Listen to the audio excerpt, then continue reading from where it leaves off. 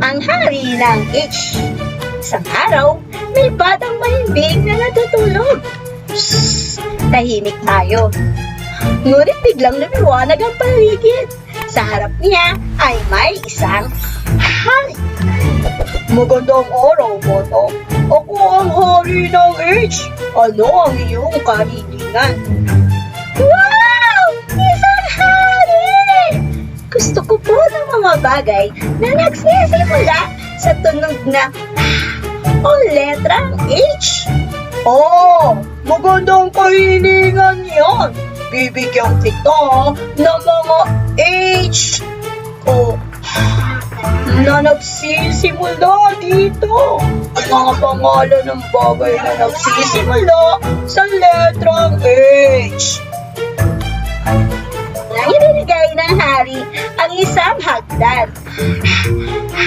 Hagdan! Hagdan! Ginagamit ito para umakyat. Pangalawa, may halaman. Halaman!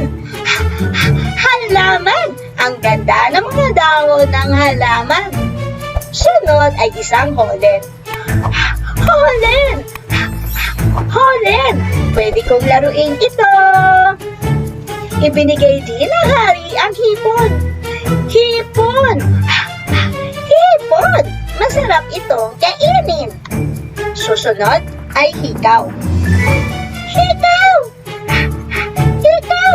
Ang kinang-kinang! At ang huli ay hugis. Hugis! Hugis! May binog, kalisukat, at puso! Salamat po! Hari ng H! Ang saya ko po! Wala mo naman, aking munting prinsesa. Pero, nagugutom na ako. May isa ka pamili? Opa! Gusto ko po ng hamburger!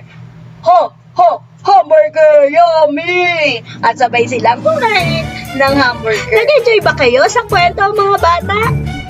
Ngayon, alam niyong na ang mga bagay na nagsisimula sa letrang H o tunog na hanggang sa muli! Paalam!